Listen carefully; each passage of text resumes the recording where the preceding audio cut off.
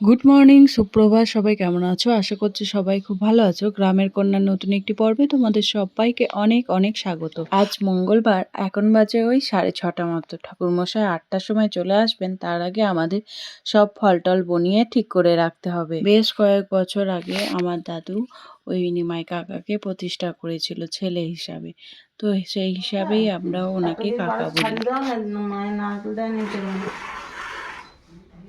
সকালের পুজোটা জোগাড় করে রেখে এসে আমরা দুপুরের যে ভোগ নিবেদন হবে তার জন্য ভোগ রাঁধা শুরু করে দিয়েছে মায়ের দিকে। আর কিছু রান্না হবে গ্যাসে। সবাই এর মাথায় কি এটেছে, আমাকেও বানিয়ে দিচ্ছে। খুশি দিদি, খুশি খুশি খুশি দাও আমাকে শোকাবে তখন ভালো লাগবে। এই মেঘলাটা না ভাল লাগছে, তোদেরকে তো ভাল লাগছে।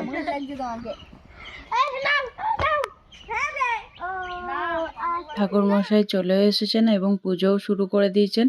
ইনি হলো সেই নিমাই কাকা, যে নাকি আমার দাদু বহু বছর আগে প্রতিষ্ঠা করে গেছিলেন। আর ফল মিষ্টান্ন দিয়ে সকালবেলায় ওনাকে খেতে দেওয়া হয়, আর দুপুরে ওনাকে ভোগ দেওয়া হয়। বছরের এই 16 তারিখে ওনার প্রতিষ্ঠা হয়েছিল বলে প্রতি বছর এই রীতি রেওয়াজ চালিয়ে যাওয়া হচ্ছে। দাদু যখন বেঁচে ছিলেন তখন দাদুই করতেন, আর দাদু মারা যাওয়ার পর এটা ঠাকুমা করতে থাকছে। আর এই গাছে দেখো কত সুন্দর একটা মাধবীলতার লতা উঠে আছে, পুরো গাছটাতে ফুলে ভর্তি। আর মাধবীলতার দিকে মা তো ইঁচড়ের তরকারি, পোস্ত, বড় বড় মোটা তরকারিগুলো তো করছে। আমি এইদিকে ফালতু কেন বসে থাকি, সময় কেন নষ্ট হয়? চলো এদিকে আমি ভাজাগুলো করে নিই। আমি এখন পটল ভেজে নেব, তারপর ঢ্যাঁড়স ভাজা আছে, কলা ভাজা আছে, আর পায়েসটা দিদি বা পদ্মা ওদের মধ্যে কেউ একটা করবে, এই পাশের ওভেনটাতেই চাপিয়ে দেবে। সব তো হয়েছে, কিন্তু খুন্তিটাই নিয়ে বসতে ভুলে গেছি। এখন আর খুন্তিটাই খুঁজে পাচ্ছি না, যা কি খুন্তিটা কতক্ষণে পাওয়া যায়। না, খুন্তিকে আর এখন খুঁজে পেলাম না, তাই এই হাতাটা দিয়েই কাজ চালাতে হচ্ছে। তো এদিকে পদ্মা পায়েসটাও বসিয়ে দিয়েছে, পায়েসটা প্রায় হয়ে এসছে, আর একটুখানি পরে নামিয়ে দিলেই হবে। আর আমারও এখানে ঢ্যাঁড়স ভাজা প্রায় কমপ্লিট, আর চাটনিটা এরপর চাপিয়ে দিলেই মোটামুটি সবই কমপ্লিট হয়ে যাবে।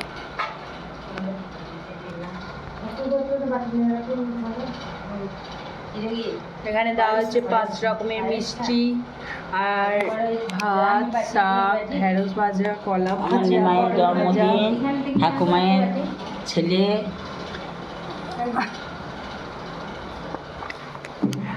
আর এখানে করা হচ্ছে পটল ভাজা, ফুলুরি, আর এটা হচ্ছে কুমড়ো দিয়ে আলু দিয়ে ডাঁটা দিয়ে তরকারি, নুন, লেবু, ঘি, সাদা ভাত, তুলসী পাতা।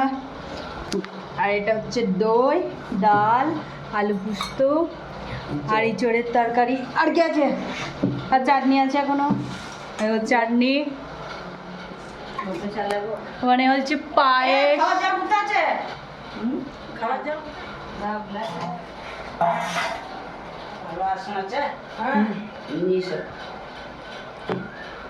জল, থামস আপ, পায়েস, এদিকে হচ্ছে দই, চাটনি, ডাল, পোস্ত, আর এঁচড়ের তরকারি, সব কিছুই দেওয়া হয়েছি। আর এখানে ঢাকা ঢাকা করে বেশি বেশি করে করা আছে। চলো চলো চলো, না তুমি খাবে না তো, একটা তুলসী পাতা তুলে নে। কি পেট ঠান্ডা খাবে না মনে হচ্ছে নাকি? তাই তা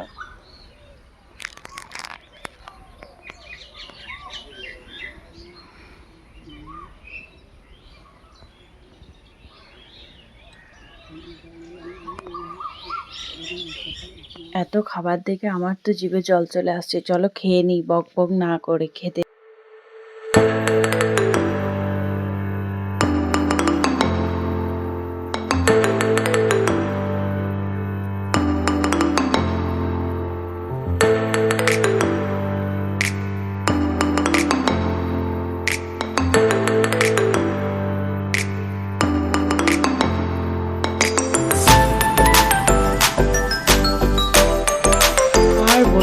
খাবারটা খেয়ে তো ঠিকমতো হজমই করতে পারলাম না, এরই মধ্যে ট্রেন ধরতে হবে। ট্রেন ধরে যেতে হবে এখন শপিং করতে। সামনে তো আমাদের গাজন তো বেরিয়ে গেছে, আর সামনে আরও ধুম বাকি আছে, তার জন্য তো শপিং করতেই হবে। আর এই এখন চৈত্র সেলে দিচ্ছে বেড কভারের সেল, তো বেড কভার আনতে তো যেতেই হবে।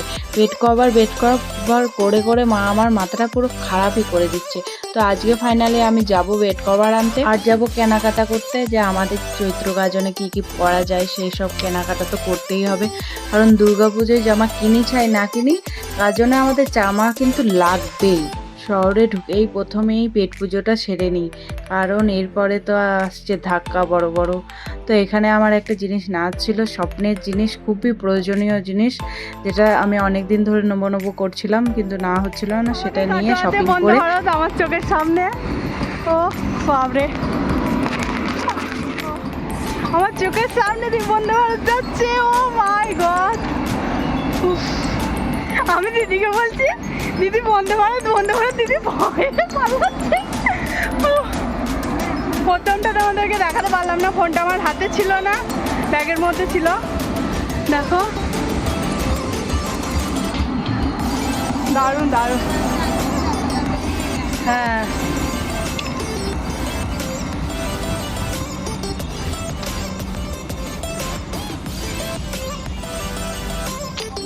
বন্দে ভারত দেখে আমি যতটা না নিজের জন্য খুশি, ততটা বেশি দিদির জন্য খুশি।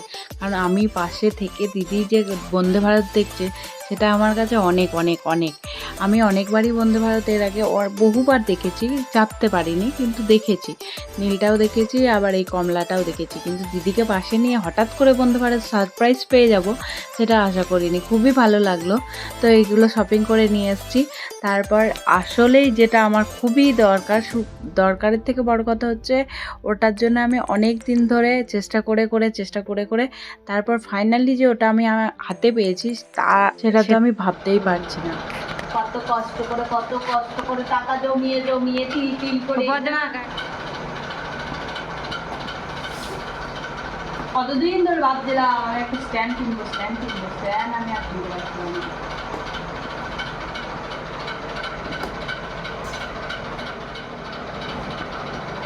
বল এখন তুমি কি বেরিয়ে গেছে, কিছু নিয়ে দেবো এইবার। না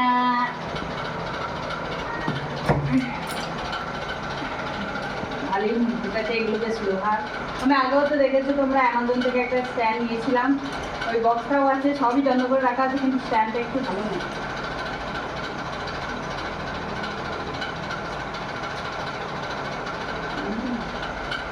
ये बस है, ये बस है, বাজারে নিয়ে যাওয়ার মেয়েদের বাড়িতে রাখা।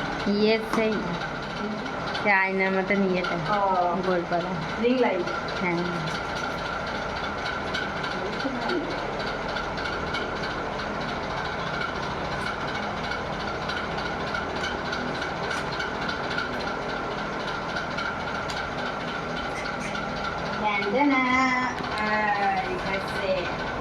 আমি দেবো না দাদাকে, এটা মাঠে নিয়ে যাবে, দিয়ে করবো দেবে,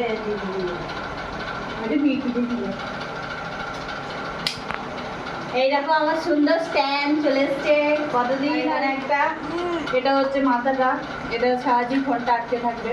আমি জানতাম না এটার সাথে এটা নয়, এটা আলাদা করে কিনতে হবে। তো ঢাকাটা ওইখানেই লাগলো দোকানে গিয়ে আমার। তো চলো এটা এখানে লাগাই, ফিক্স করি, তারপর দেখি কেমন লাগবে।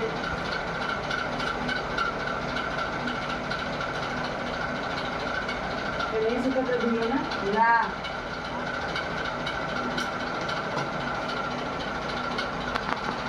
লাগানো যাবে না।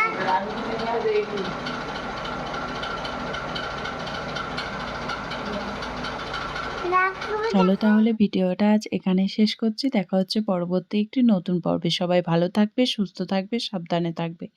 ভিডিওটি যদি তোমাদের ভালো লাগে অবশ্যই একটি লাইক করবে, কমেন্ট করবে, শেয়ার করবে, আর সাবস্ক্রাইব করে পাশে থাকতে ভুলবে না।